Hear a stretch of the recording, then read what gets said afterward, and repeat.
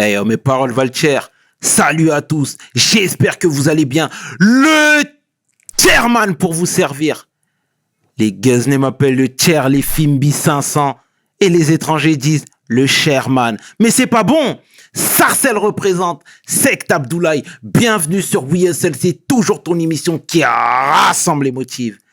Au fil des émissions, nous recevrons différentes personnalités qui viendront s'asseoir à ma table, nous parler de leurs échecs, mais surtout de leur réussite. Alors, Hugo, take a seat, non? La bénédiction des parents, c'est tout ce qu'on cherche.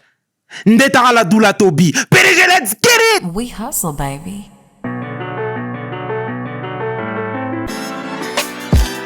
Le chairman. Hustle, baby. Le chairman. Hustle, baby. Le chairman. De retour sur WSL. Et aujourd'hui, je suis vraiment honoré de recevoir un ancien dollar, un ancien braqueur, un homme de cœur, un conférencier, mon homeboy, celui que l'on nomme Laurent Jacquat. Salut amigo. Salut Laurent, comment tu vas? Salut tout le monde. Comment ça va? Ça va bien. Ça va? Ça va bien. Tout va bien? Jusqu'ici, tout va bien. Exactement. Merci de nous faire cet honneur, Laurent. Sache que tu as une histoire particulière, singulière, et il était important, voire fondamental, que tu viennes ici chez WSL. Tu es très réactif, je tiens à le souligner. Et ici, c'est tout ce qu'on aime. Ah bah écoute, ça me fait plaisir. Pas de problème. Ah bon, bah, c'est excellent, Laurent. La tradition chez WSL veut que tu te présentes en quelques lignes. Alors, est-ce que tu peux le faire, s'il te plaît, pour celles et ceux qui ne te connaissent pas pour le coup? Écoute, voilà, Laurent Jacquat, ex-prisonnier, ex-évadé, ex-braqueur. Je suis rentré en 1984, date symbolique, et je suis sorti de prison en 2010. Donc, j'ai fait à peu près 25 années de détention où j'ai pu analyser et voir le monde de par moi-même. D'accord. Bon, entre-temps, je me suis évadé quelques On fois. va y venir, on a tout le temps ici, Donc, Laurent. mais bon. On a tout le temps. Voilà. Et aujourd'hui, je suis un homme libre. Enfin, j'essaye de l'être. D'accord. Bon, bah écoute, ce que je te disais, c'est ce qu'on aime faire ici, c'est vraiment retracer le parcours. Alors, t'es né en Bretagne. C'est ça. T'es venu à quel âge à Paris? Déjà, avant de parler de Paris, raconte-nous tes années bretonnes. Alors, écoute, je suis né en Bretagne. Je suis parti directement à Djibouti, en Afrique, Oh, où je suis resté 3-4 ans. Ensuite, j'ai vécu en Allemagne pendant 5 ou 6 ans. Et à partir des années 78, je suis arrivé à Paris. et pourquoi tous ces mouvements-là? Car papa militaire? Mon père était militaire, chose que bon, j'approuve pas vraiment. Mais bon, c'est mon père, c'est comme ça. Et après, il s'est séparé. On est arrivé voilà, sur la région parisienne en 78. D'accord. Parfait. Saint-Ouen-l'Aumône. Saint-Olomoun, ouais, exactement. Pontoise, Saint-Olomoun, 95. Et ta jeunesse alors à Saint-Ouen-l'Aumône, elle ressemblait à quoi? Oh, bah t'as vu, tu sais, à l'époque, c'était dans les années... voilà, on est arrivé dans les années 80. 81, c'était l'élection de Mitterrand. Donc il y a eu une sorte de libération, les radios libres et tout. C'était un truc de dingue. En plus, tu vois, je vais te dire, Dis-moi. il n'y avait pas de communauté. Il n'y avait pas de groupe. On était tous ensemble.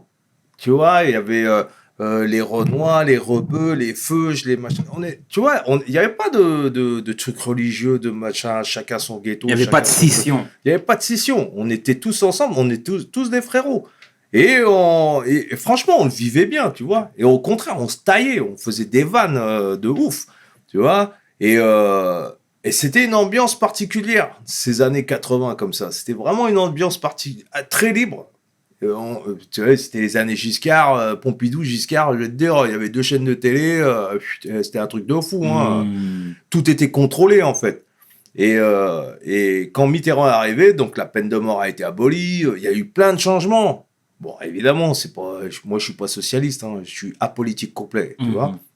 Mais c'est vrai que dans l'ambiance sociale, ça a fait...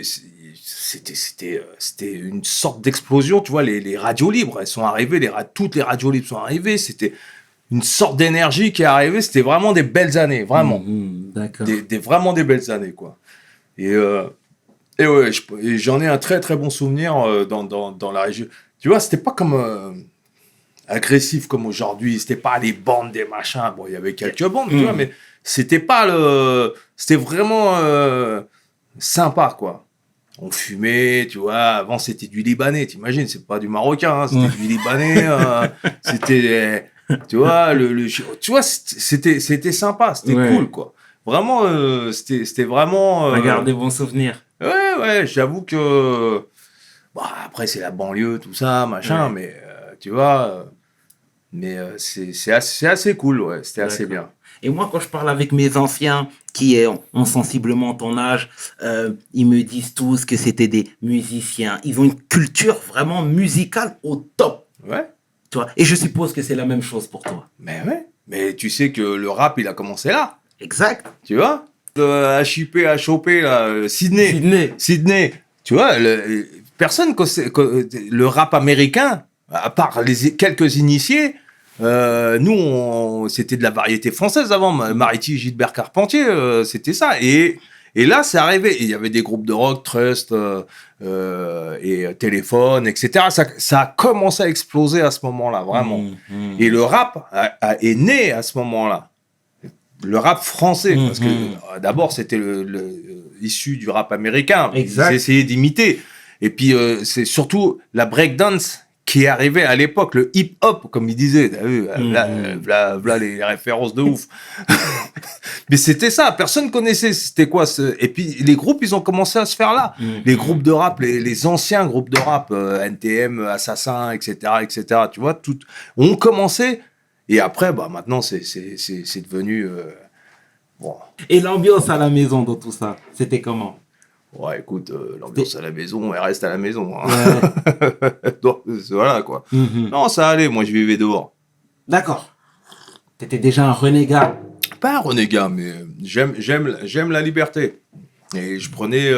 tu vois, en fait, j'ai pas de problème de famille parce que ma famille, je l'ai construite. Ok. En fait. Avec les potes, avec les amis, avec ton vécu. C'est ça, la vraie famille.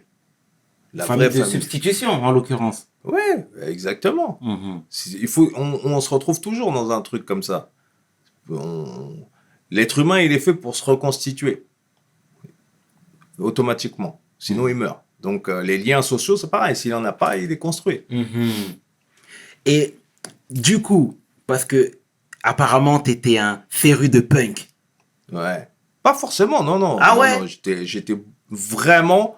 c'était la musique de manière générale. Générale, bah oui, générale. Que ça soit du funk, que ça soit de toutes sortes de musique. Vraiment. Ah ouais, c'était parce qu'il y avait une richesse. Là, ça a explosé. La musique, elle a explosé à ce moment-là. Tu sais, toutes sortes de musiques sont arrivées. Que ça soit le rap, que ça soit toutes sortes de musique. Donc, on était abreuvés à l'époque de plein de cultures différentes et plein de choses différentes. Mais à l'époque, tu avais aussi l'île aux Chalons, tu vois. C'était un ghetto qui était Gare de Lyon, là. C'était un quartier entier. C'était des squats. D'accord. Ah, c'était chaud, tu vois. Il y avait des quartiers chauds quand même dans Paris. C'était vraiment... Nous, on allait là-dedans, on délirait, tu vois. T'avais plein de... Tu vois, c'était assez hétéroclite, quoi. C'était assez... de cultures complètement différentes. Donc, il y avait du hard rock, il y avait toutes sortes de musique qui nous amenaient à nous intéresser à toutes sortes de musique. Et voilà, moi, j'étais assez ouvert, quoi, en fait. Moi, je suis un enfant des années 90 et encore une fois, quand je parle avec mes anciens qui ont sensiblement ton âge, je le répète, ils me disent tout le temps que les années 80, c'était dur. La drogue, il y avait énormément c'était l'héros. L'héros. C'était surtout l'héroïne. Enfin, en fait, dans les années 80, tout ça, s'il te plaît. Dans les années 80, le gros problème de la toxicomanie, c'était l'héroïne. Bon, elle venait, voilà, c'est arrivé, bon, voilà. Et là, il y avait beaucoup de cam, et l'héros, c'est chaud, quoi. C'est vraiment, c'était chaud, quoi. Tu vois, les mecs, en manque, voilà, puis c'est ça. Et il y en avait vraiment, il y en avait beaucoup, quoi. C'était archi chaud, quoi. D'accord. Donc, ça posait des problèmes. Aujourd'hui, tu vois, c'est le crack. Mais en proportion, l'héros, c'était pire. C'était pire. Parce que c'était une drogue qui était pas trop chère, finalement. Et surtout, c'était très addictif, physiquement. C'est-à-dire que les mecs, ils étaient en manque, pas psychologique, hein, c'était vraiment le manque physique, quoi. Et Donc, c'était quoi? ouais. C'était les gens, ils se cachaient même plus pour en prendre. Ça, c'était dans les ghettos, dans les quartiers, Ah c'était un oui, peu oui. partout. Bah oui, oui. Ou c'était tabou de. Il n'y avait pas de tabou, là. Les gens, ils prenaient de la cam, ils se défonçaient, ils shootaient dans les parcs, ils shootaient partout, hein. C'était chaud. Donc, voilà, la cam, elle est arrivée fort, là. Dans les années 80, c'était fort, quoi. C'était assez chaud, ouais. Ah ouais, c'était assez virulent, quand même. Mhm. D'accord. Et dans toute cette période-là, tu as rencontré Elisabeth, que tu surnommes Lisa. Ouais, exactement. D'accord. Qui c'était pour toi? Ouais, je l'ai rencontré, en fait, c'était voilà, c'était quelqu'un dont j'étais amoureux, voilà, et on a vécu une histoire, on a vécu ensemble, on a pris un appartement à Colombes, on était bien, mais son problème, c'est qu'elle prenait de la cam. Elle Tu le prenait savais ça? Et je l'ai su après. Donc, quand je l'ai rencontrée, je le savais pas, mais après, j'ai tout fait pour la faire décrocher. Parce que je voulais pas qu'elle sombre dans ce truc-là. Je me rendais compte ce que c'était son univers, en fait. Tu vois, c'était toujours chercher de la cam. Tu vois, c'était dur. Et je voulais complètement la sortir de ce truc-là. Parce que moi, ça m'intéressait pas de prendre de la cam. J'avais pas envie, moi. Je voulais pas. Et j'ai tout fait pour essayer de la sortir de cet engrenage. Mais tu sais, hein, la cam, elle est parfois plus forte. T'as déjà essayé, toi? Jamais. Jamais. Jamais. Toi, j'ai l'impression que tu as du flair, etc. Tu sais ressentir les choses et tout, mais tu vas me dire que tu savais pas du tout qu'elle en prenait. Pas du tout. Ah non, mais dans les 2 premiers jours, je savais pas. C'est après que je me suis rendu compte qu'il y avait un truc qui allait pas. Et après, petit à petit, les gens, ils vont pas te déclarer qu'ils prennent de la cam. Hein. Ouais, mais les effets secondaires, tu Ouais, vois, mais les ça, effets c'est sur de le, manque. c'est Ok. sur le long terme. Tu vois, c'est au bout d'une semaine, 2 semaines, 3 semaines que tu as vu. Là, tu vois qu'il y a un truc. Et puis après, t'avoues, elle m'a dit, écoute, voilà, je prends de la cam, etc. Et puis tu vois. Et ensuite, quand tu vois qu'elle a une crise de manque, tu te rends compte de ce que c'est, quoi. Quand ça bouffe des néocodions et que ça transpire, ça sort carrément des trucs, quoi. C'est un truc de fou. Et c'est de la torture, en fait. Ils sont torturés quand ils n'ont pas leur cam. Et donc, moi, j'étais là pour essayer de la soigner, pour essayer, tu vois, je ressentais des choses pour elle. Donc, j'étais là pour l'aider, en fait. Et puis voilà, et j'ai réussi à la faire décrocher. Hein. Puis voilà, quoi. Je pense que la vie était importante. On voulait faire un enfant, etc. Tu vois, donc il fallait qu'elle se remette et qu'elle ressorte. En fait, elle avait besoin de quelqu'un aussi pour l'aider. Tu vois, besoin de quelqu'un qui soit là pour l'aider, qui l'aime, qui la soutienne. Parce que souvent, la cam, tu t'enfermes seul dans ton monde. Hein. Tu t'enfermes et c'est terminé. Et après, pour ressortir de là, c'est fini. Ça brise tout. C'est une sorte de chétane qui rentre à l'intérieur de toi et qui te mange. Donc, j'ai essayé de faire ce que je pouvais, quoi. Et elle, en Mais l'occurrence. j'étais jeune, j'avais 17 ans, j'avais 18 ans. Tu Ouais. vois, t'imagines Ouais, c'est clair. Et puis, tu étais plus jeune qu'elle. Ouais. Ah ouais. Tu vois, donc elle pouvait te prendre un peu pour son petit. Exactement. Tu vois. Ouais. Mais c'était quoi? C'était dû à son contexte familial qui était un peu délicat Tu ou... sais, on peut pas expliquer les choses finalement, profondément. Je pense qu'elle avait, elle avait un problème et puis c'était une façon d'endormir le problème. C'était une façon d'anesthésier. Les gens, tu sais, aujourd'hui, les gens veulent s'anesthésier. Hein. Faut pas croire. La difficulté ou la souffrance, elle est tellement insupportable qu'ils cherchent ou de l'alcool, ou de la cam, ou du shit, ou de la bœuf, ou des excès pour s'anesthésier parce que la réalité, elle est tellement dure que si tu la regardes en face, ton cerveau, il tient pas. Et les gens sont faibles. Quand les gens sont faibles, ils essayent d'endormir leur douleur plutôt que d'affronter. Donc c'est ça, je pense qu'il y avait une douleur et quelque chose qui fait que elle était obligée de prendre ça pour Tu sais, pour anesthésier ce truc-là, quoi. Mais pourtant, là, tu venais de me dire que les années 80, c'était cool. Pas pour tout le monde, hein. Ouais, C'était cool pour moi. d'accord. J'ai pas dit que c'était cool pour tout le monde. Mhm. Tu sais, C'est vrai. il y a des gens qui étaient dans la cam à l'époque, t'en as d'autres qui étaient en prison, t'en as d'autres qui étaient dans la merde. Voilà. Moi, pour moi, je pense que c'était les années les plus libres Ok. de toute l'histoire de la société française. C'est les années les plus libres. Rentrons dans le dur. Ah, c'est tout ce qu'on a. Je l'ai vu dans ton regard. Vas-y, rentrons dans le dur. Tout ce qu'on a ici. Non, mais, en tout cas, c'est excellent, c'est excellent. Du coup, années 80, on reste dans la thématique. Il y avait les gangs aussi, il y avait les bandes. Ouais. D'accord. Toi, Enfin, dis-moi. il y avait les bandes ont commencé. En fait, les bandes se sont constituées après les années 83-84, parce qu'il y a une bande qui était les skinheads, tu vois, à l'époque, des militants d'extrême droite hyper violents, qui agressaient les blacks, qui agressaient, tu vois, profondément racistes et profondément... il y avait un groupe comme ça qui était au COP de Boulogne à l'époque, tu vois, sous soutien du PSG de l'époque, hein, c'était les mecs, c'était un peu des hooligans à l'anglaise, qui était un peu le fer de lance de l'extrême droite de l'époque, qui était Le Pen, et qui militait beaucoup dans l'extrême droite. Et ensuite sont venus des groupes, des gangs qui ont combattu ces mecs-là, ils les ont défoncés d'ailleurs, tu vois. Et tu vois, les Black Dragon, etc. Enfin bon, tu vois, les Squall, tout ça, il y avait pas mal de trucs. Mais moi, dans les années 80, en 84, donc j'étais avec ma copine et tout, et j'étais à Rehoboth-Kampf. Tu vois, enfin, j'avais un bar qui s'appelait le Cité à l'époque, c'était un ancien bar spectacle qui n'existe plus maintenant, je sais plus, c'est le 104 ou je sais pas, ils ont fait un truc. Et avant, c'était un ancien cinéma qui faisait un bar à concert. Et moi, à l'époque, je vendais du shit. Voilà, je faisais ça parce que voilà, il fallait que je soutienne ma copine et tout. Et donc, j'allais souvent dans ce bar. Et un soir, je rencontre une bande de mecs comme ça, tu vois, de skinheads dans la rue, en sortant de ce bar à 2h du matin. Et moi, je suis avec ma copine. D'accord? Et embrouille.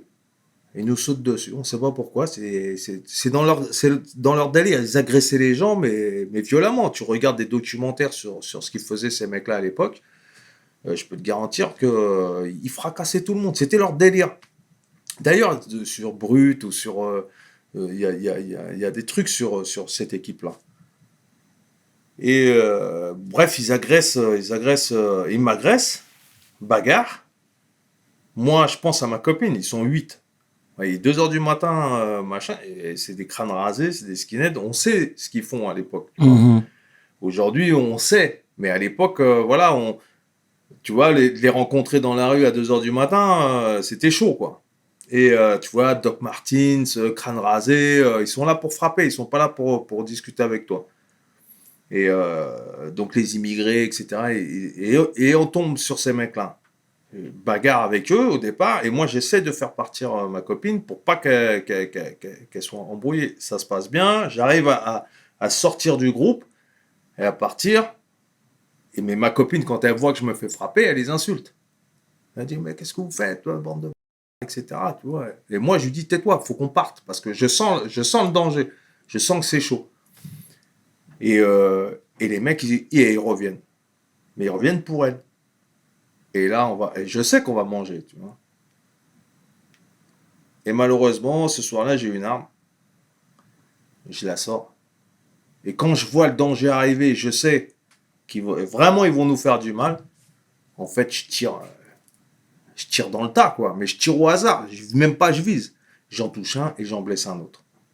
Bon, en plein dans la rue, rue au bord. Et je me casse. Voilà. Et là, le destin, il bascule. Là, le destin, il bascule totalement, quoi. Et tu vois, maintenant, ça fait 35 ans, un peu plus. Et au jour d'aujourd'hui, je me dis, putain, qu'est-ce qui s'est passé, quoi, en fait. Mais c'est fait. Je vais pas revenir en arrière, c'est fait. Tu vas pas.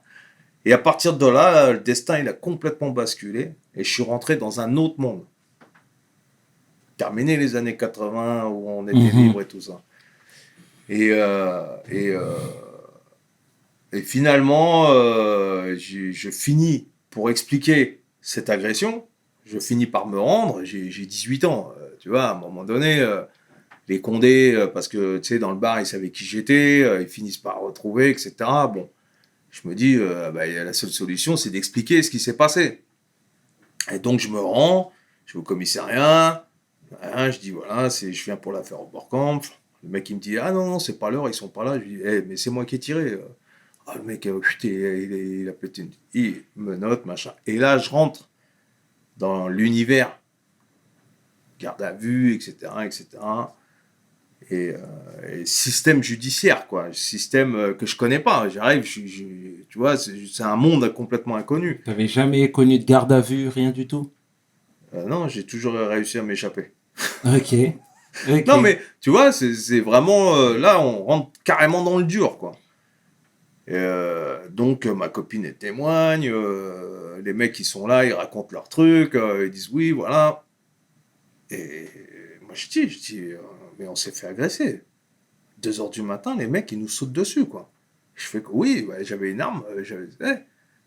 Oui, je m'en suis servi. C'est mon erreur, évidemment. Mais si je l'avais pas eu, ça serait passé comment?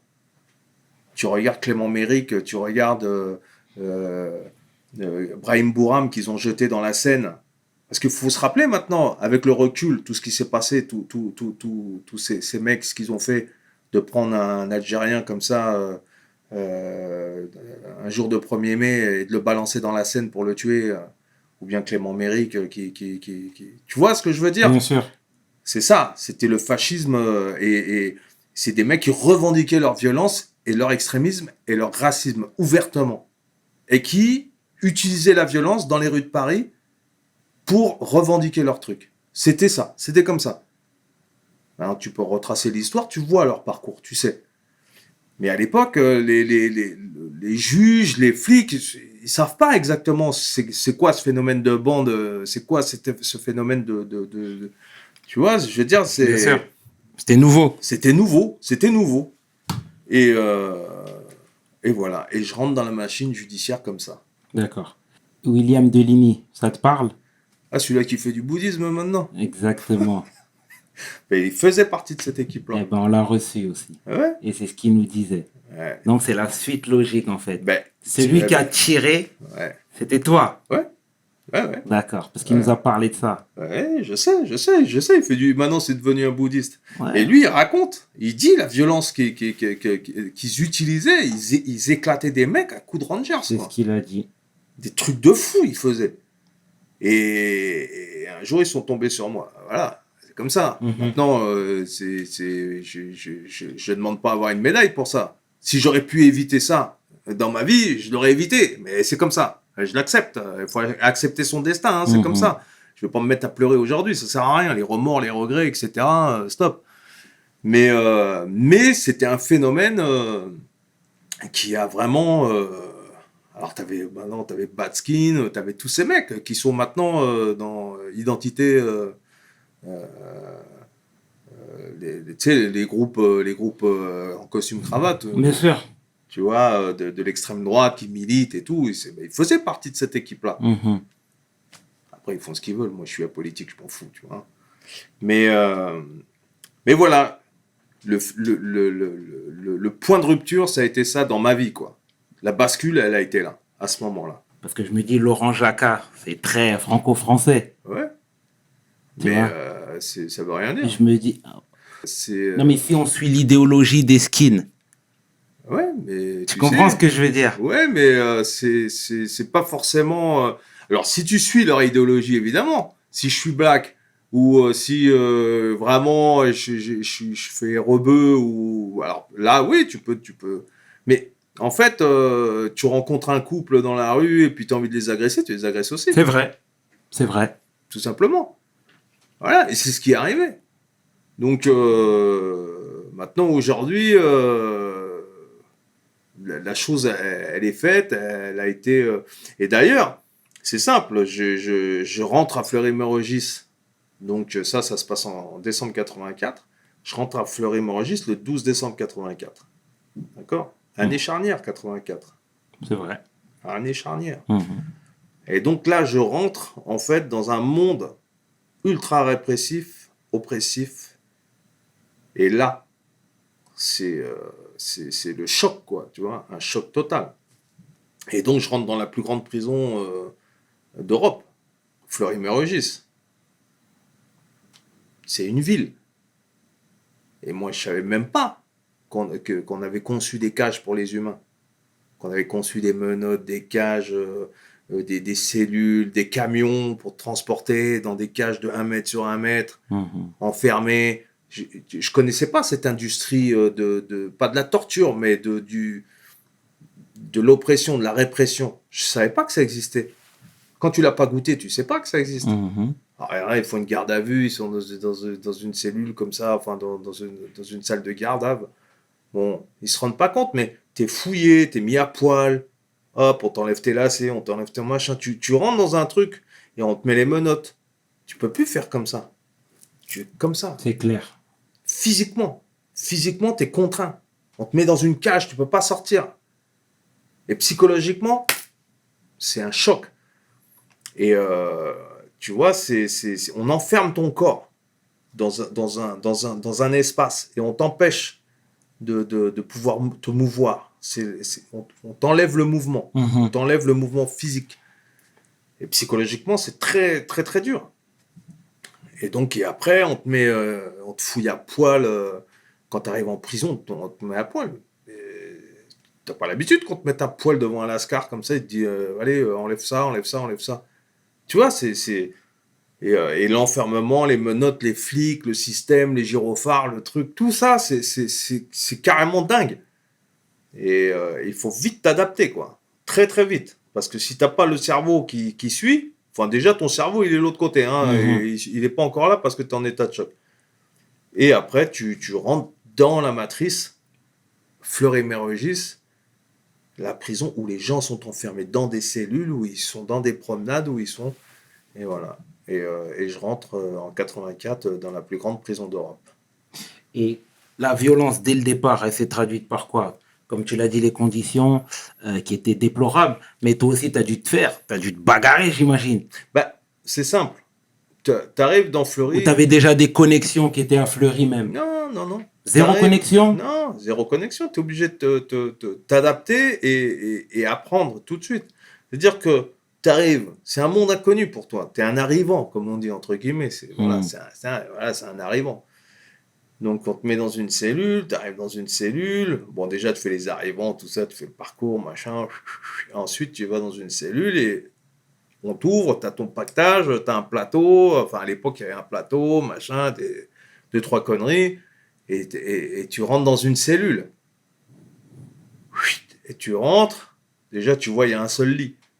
Le mec, il est assis sur son lit, il fume une clope, il te regarde, il ne s'est pas quitté. Tu vois, salut, bonjour. Et le mec, il dit, tu vois, je me cherche le deuxième lit, moi.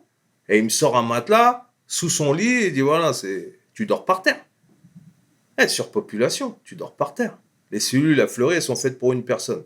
Ça a été conçu comme ça. Mais ils sont 2, 3, tu vois. Après, ils ont mis des lits superposés, voilà. Mais normalement, c'est encellulement individuel. Dans toutes les prisons, c'est la loi, c'est comme ça. Mais le numerus clausus n'existe pas. Donc, surpopulation depuis toujours, ça a été. Et donc, tu arrives, tu es déjà dans ces conditions-là. Tu dors par terre. Dans un matelas en mousse, là, tout pourri. Et c'est ça, la prison. En plus, à l'époque, il n'y avait pas la télé, il n'y avait pas tout ça. Hein. C'est du dur, quoi. Et donc, voilà, tu rentres il y avait de la délinquance et tout ça. Mais toi, tu rentres dans ce monde-là et tu es confronté à ces gens-là. Et il faut faire ta place. Donc, pour faire ta place, quand tu descends en promenade, il n'y a pas un surveillant derrière toi pour te protéger. Hein. Ça se passe pas comme ça. Et les mecs, ils te voient arriver, ils veulent te prendre tes baskets, ils veulent te... Tu sais, ils te testent tout pour voir à qui ils ont affaire. Donc, à un moment, toi, t'es un peu dans les choux, tu sais pas comment les codes, comment ça se passe. Et donc, il faut apprendre vite. Et il faut surtout se défendre. Et montrer aux autres que non, moi, tu peux pas. Alors, même si je perds là, mais je reviens demain. Et demain, je continue. Jusqu'à que je te fracasse. Mais je vais pas te lâcher. Et c'est ce qui s'est passé. Et c'est ce qui s'est passé. Donc, je me suis fait racketter la première fois, tout ça, parce que tu vois, t'es un peu... Le mec qui s'amuse, et voilà, en arrivant, c'est comme ça, c'est comme, je sais pas, c'est la loi du plus fort, c'est comme ça se passe comme ça, il n'y a pas de règles, il n'y a pas de... La loi de la jungle. Et après, tu fais ta place.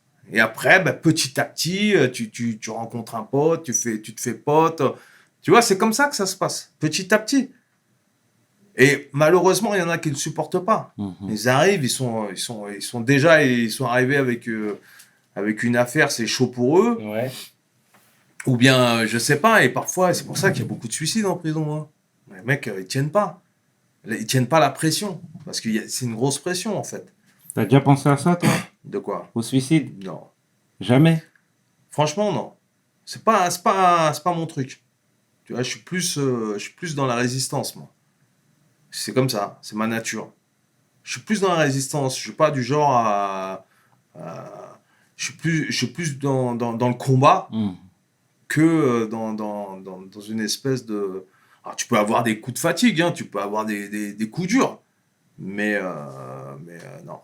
Ça m'a beaucoup servi, finalement. D'être dans et surtout dans un monde où la répression, elle est permanente. Où on te regarde à l'œilleton, on t'allume la lumière toutes les 2 heures. Où on lit ton courrier, où on te met à poil si tu passes à la... Tu vois, on est dans un truc de dingue quand même. Où tu es contrôlé à mort. Mais il faut te préserver de ça aussi, tu vois. Il faut aussi te rebeller contre ça. La rébellion, elle est saine face à la soumission. Tu vois, on peut dire ce qu'on veut, mais t'es un être humain. T'as pas à être à 2-3 en cellule. T'as pas à supporter 3 douches par semaine. T'as pas... Tu vois, il y a plein de choses comme ça. Ou des fouilles, on te met à poil, on t'humilie, Non. T'as été condamné à être privé de liberté. T'as pas été condamné à perdre ta dignité. Et je me souviens, Badinter, donc c'était le garde des Sceaux à l'époque, le fameux Badinter qui a aboli la peine de mort, mais qui nous a filé 30 ans dans la tête, tu vois, donc tu vois, c'est ce qui revient un peu au même, mais bon. Ou bien qui a aboli les QHS, donc les quartiers haute sécurité, et qui les a remplacés par les quartiers d'isolement. C'est les mêmes endroits. Il n'y a rien qui a changé finalement. Il y a juste l'appellation qui change. Juste l'appellation, ils ont mis un coup de peinture, et ils ont dit maintenant, non, mais c'est plus, les QHS n'existent plus. Maintenant, c'est les quartiers d'isolement. Mais c'est exactement les mêmes endroits. Bon, bref. Et là, ils ont installé la télé. Alors, ils ont pas installé dans les cellules, ils ont installé dans les préaux, là. Tu vois, dans les promenades. Parce qu'il y avait la Coupe du Monde à l'époque, en 85. Et on a pu suivre la 86, non? Ouais, ou en 86, t'as raison. C'était en 86. Ouais. Début, enfin, je sais plus, 86. Et là, ils ont commencé à installer les télés. On a vu les télés arriver. Bon, aujourd'hui, tout le monde a la télé en prison. Bon, attention, ils la payent. Hein. N'oublie pas. Faut la payer, la télé. Faut la payer. Gratuite.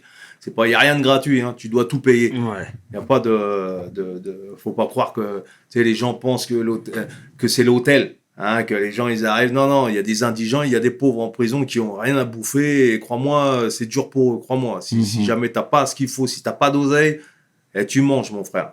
Et tu te la fais très, très mal. Ça, il faut... Tu sais, parce que, tu sais, les gens qui disent, ouais, mais ils sont en prison. Non, tu payes tout. Si t'as pas tes parents ou des amis qui t'envoient de l'argent, ou si tu travailles pas, terminé. Et attention, quand tu travailles, tu gagnes 600 balles, 300 €. Bref, c'était une parenthèse pour établir un peu les choses. Et donc, on est dans cette culture de combat. Tu vois, j'ai appris à résister, en fait, face à l'oppression, face à ce qui allait pas. Et j'ai fait mes armes là-dedans. Mais en 85, J'apprends quand même que il y a les tests du virus du sida qui arrivent à l'époque. Tu vois, les tests. J'allais y venir. Voilà, qui arrivent.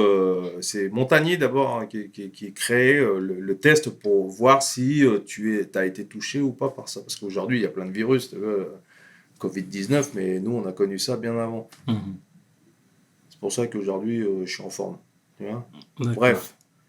Et je fais un test parce que, comme ma copine était toxicomane, je me dis, ça se trouve, parce qu'on commençait, tu sais, à l'époque, en 85, tu avais des gens qui commençaient à mourir dans les prisons. Des mecs tout maigres et tout. On se disait, mais qu'est-ce qu'ils ont, ces mecs-là? Tu vois, on savait pas, c'était un nouveau virus, on ne savait pas ce que c'était. Et les mecs, tac, ils allaient à l'hôpital de Fresnes et ils mouraient. Oh putain, le mec, il est mort vite fait, en 6 mois, c'est horrible. Et donc, les tests, ils arrivent. Et comme à l'époque, ils faisaient ils récoltaient du sang dans les prisons, tu vois, ils récoltaient du sang, il fallait. Donc, ils ont voulu vérifier si dans les prisons, il y avait des mecs qui étaient porteurs du virus HIV. Et donc, bon, voilà, moi, je fais un test et tout, bam! J'ai 19 ans et j'apprends, je suis séropositif, quoi. Et à l'époque, quand tu apprends ça, tu te dis, tu vas mourir. Et c'est comme aujourd'hui, Covid-19 de ouf, mais Covid-19 x 10. Tu vois ce que je veux dire? Bien sûr. Là c'est sérieux. Là. À l'époque des années 80, ça commence à tomber. Tu vois, c'est quoi ce nouveau virus de fou qui arrive? C'est le premier virus après la peste, tu vois, toutes les grandes maladies, la grippe espagnole et tout ça. Tu vois, dans les années 80, c'est le premier virus mondial qui est arrivé et qui a commencé à faire peur à tout le monde. Et donc, j'apprends que je suis touché, moi. Alors, à l'époque, on ne sait pas ce que c'est exactement. On ne sait pas si on va mourir demain, on ne sait pas. On est dans l'inconnu. Mais quand j'apprends ça, et je ne suis pas encore condamné, et je me dis, je vais mourir, quoi. Et je vais mourir en prison. J'ai 19 ans, je vais mourir. Et je vois les mecs qui crèvent de ça, tu vois, dans la prison. Là, tu vois un peu le truc. Et là, dans ma tête, je me dis, je ne mourrai pas en prison. Jamais. Et à partir de là, dans mon esprit, j'ai qu'une chose en tête, c'est m'évader. Mais, excuse-moi de te couper, Laurent. Dis-moi, dans tout ce marasme-là, tu lui en as voulu à Lisa? Mais non, pourquoi? Mais est-ce que tu étais sûr que ça provenait d'elle? Bah, certain. Ah oui, il n'y avait pas d'autres explications. Je veux dire, elle était toxico, on faisait l'amour sans préservatif. Donc, tu vois, forcément, après, on a commencé à comprendre que ça se transmettait sexuellement, et etc. Donc, il y avait pas de... Et comme je prenais pas de cam, donc je n'avais pas échangé de seringue avec elle. Donc, ça pouvait que provenir de là.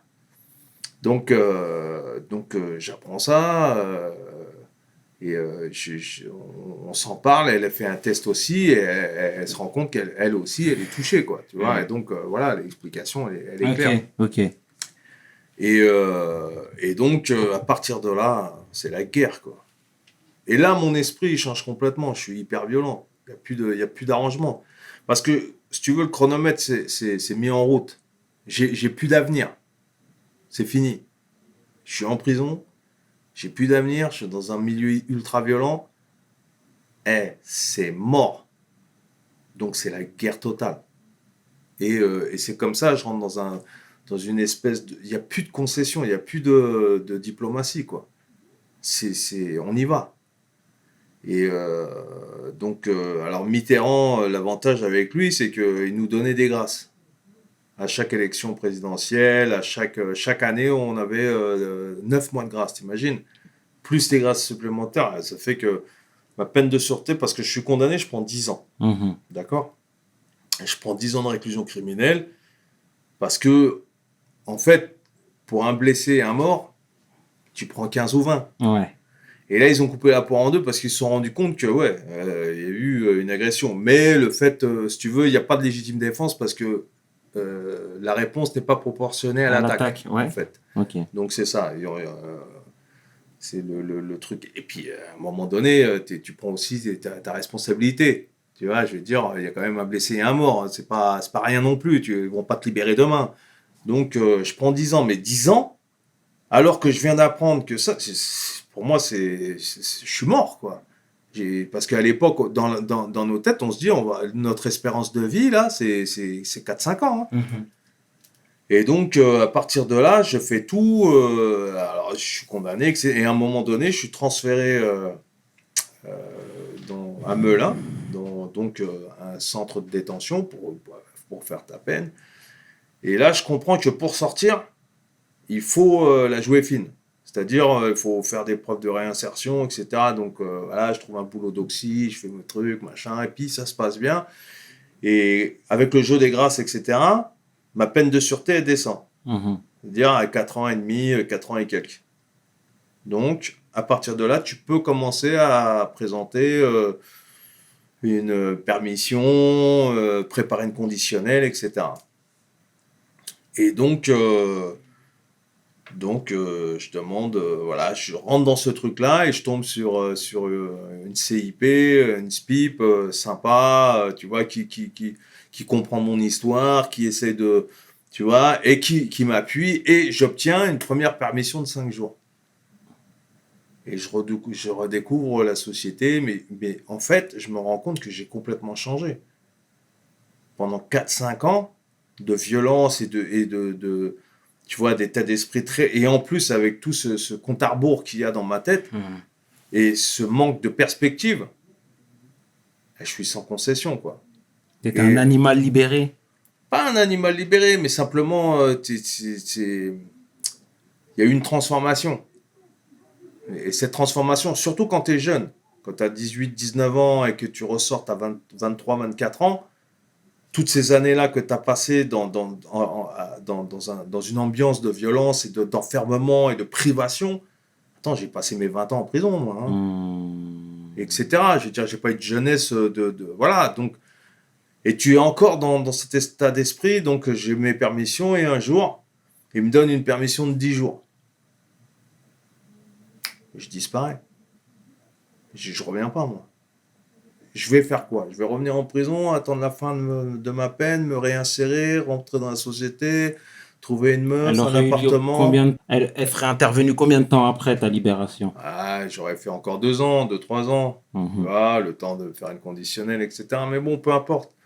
Je suis plus là-dedans, moi. Je suis déjà parti. C'est-à-dire que j'apprends en 85 que je suis malade. Là, on est en 90. Il y a 5 ans qui sont passés. Je sais que je vais mourir demain. Donc, ouais. Je vais attendre quoi? Je vais attendre ma conditionnelle pour, je te dis, me marier, avoir des enfants, penser à la retraite, acheter une bagnole. Mais salut, au revoir tout le monde. Je suis plus là-dedans, moi. C'est terminé. Et donc je sors en 90, en permission, j'ai une perme de 10 jours, et quand je sors, tu vois, tu fais des connaissances en prison, tout ça, hein, donc j'ai un pote qui me réceptionne et tout, et qui me dit, voilà, écoute Laurent, je te préviens, je suis en cavale. On a tapé un truc, on a fait une affaire, je suis en cavale, si tu restes avec moi, c'est un peu chaud. Je dis, vas-y, c'est bon, je reste avec toi, et voilà, pendant 10 jours, on fait ce qu'on a à faire. Bon, je fais un truc, machin, et puis bon, tu vois, je suis libre, tu comprends? J'ai plus la prison, je suis libre.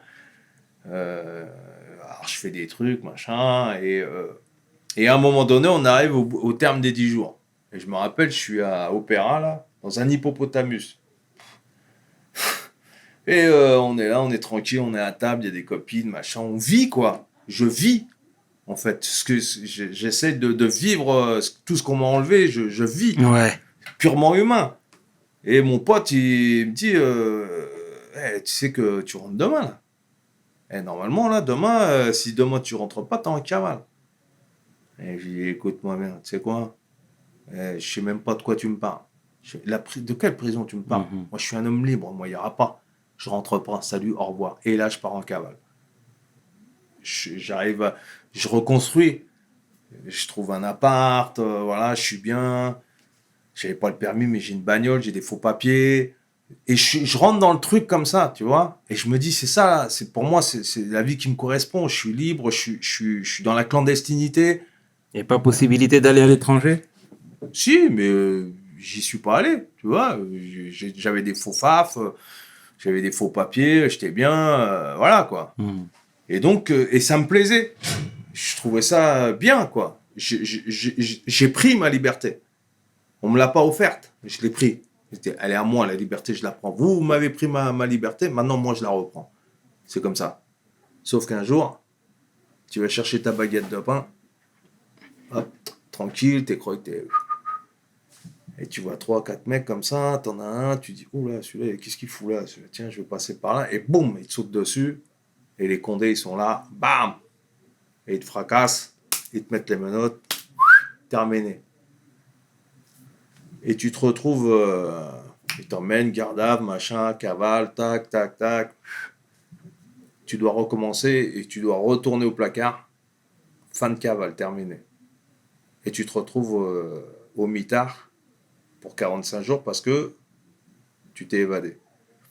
Et finalement, j'arrive en 93 à la fin de ma peine. Donc, ils me sortent en semi-liberté, machin, tu sais, toujours pour essayer de te contrôler parce qu'ils sentent que je suis incontrôlable. Parce que moi, c'est que de la maison d'arrêt que je fais, hein. À part quelques CD vite fait, mais ils me viraient. Et je sors de maison d'arrêt d'ailleurs, de Oni, tu vois, pas loin de. Bien sûr. À Oni, la nouvelle prison, voilà. Et je sors en semi-liberté de là-bas. Et après, je sors en conditionnel. Et je te jure, je suis sorti en août 93, fin de semi-liberté. Je sais plus quelle date exacte. Le jour même, je disparais des radars. Et plus tard, dans l'enquête qu'il y a eu, ils disent, ils ont demandé à l'éducateur, mais il est sorti, il a disparu. Il a disparu. Et c'était volontaire. Je me suis mis en cavale tout de suite. J'étais libéré, hein, mais je me suis mis en cavale tout de suite. J'ai disparu. 15 jours après, j'étais dans une banque en train de braquer. Tu vois, pour faire de l'oseille. Et j'étais en train de braquer et boum, boum, boum, boum, boum. Parce que c'était, je dis pas que c'est bien. Je dis que j'étais dans un mode où j'avais pas le choix. J'allais mourir. On m'a privé de ma liberté. J'étais conditionné dans une espèce de violence qui, pour moi, ça avait désinhibé plein de choses. C'est-à-dire que moi, ça me dérangeait pas de prendre un calibre et de monter sur un braco et d'aller braquer des banques. Hop, c'était normal. C'est ma vie. Qu'est-ce qu'il y a? Et de toute façon, dans ma tête, je me disais, quitte à mourir, autant se faire allumer en sortant d'une banque. Voilà, quelle belle mort. Salut, au revoir.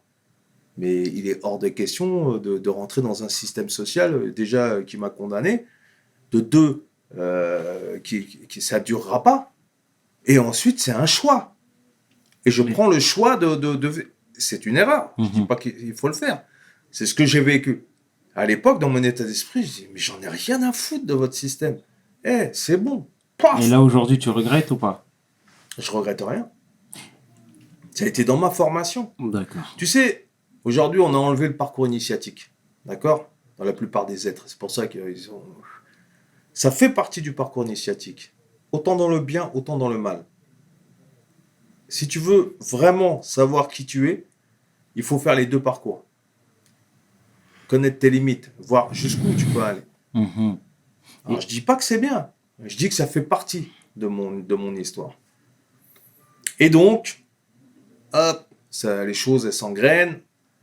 Et un jour, j'ai une planque dans le Pays Basque, dans une petite maison à la montagne, comme ça. Et ça s'appelait Amayatipia, ça veut dire petit fusil, petite maison, comme ça. J'étais seul, j'étais bien, comme ça, en train de dormir. C'est super beau le Pays Basque. Hein. À Ainoa, c'était une petite ville comme ça, perchée dans la montagne. Et tout d'un coup, 5h55, j'ouvre les yeux comme ça, je me réveille. C'est le silence qui m'a réveillé, en fait. Parce que normalement, tu as les animaux, tu as les chiens qui aboient, tout ça. Silence total. Je te jure, 5h59, je me dis, je suis mort. Et boum, ils font exploser la porte à l'explosif. Ils rentrent avec les lasers, les machins, les casques et tout. C'est le GIGN qui vient et bam. Et je suis à poil dans le lit, ils prennent les calibres, ils les jettent sur les côtés, ils me saucissonnent, machin, et je les vois, ils sont partout, il y a de la fumée, là, tu sais. Ils sont venus me chercher à l'explosif, le GIGN. Et voilà, fin de l'histoire. Et là, retour au placard. Et là, je me dis, je suis mort. Et là, je suis mort. Comment je vais faire? Et je me retrouve au placard pour des vols à main armée, machin. Là, je dis, c'est terminé. Comment? Là, je sors plus. Donc, il faut que je m'évade. Il faut que je m'évade une fois de plus. L'orage a caché où il est seul. Donc, retour au bercail. On t'attrape de retour, partout. Mais je voulais rebondir, excuse-moi de te couper, Laurent. Dis-moi.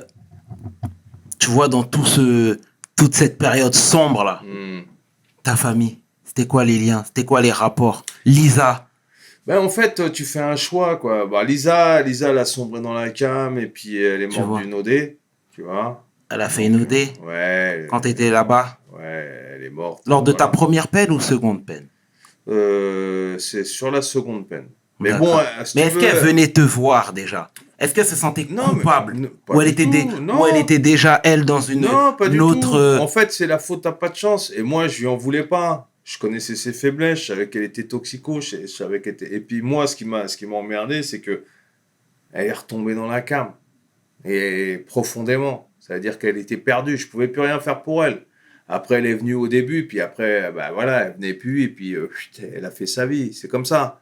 Tu vois, faut accepter les choses. Faut les accueillir, les choses, les bonnes et les mauvaises. J'ai accepté. Après, t'as ta mère qui vient.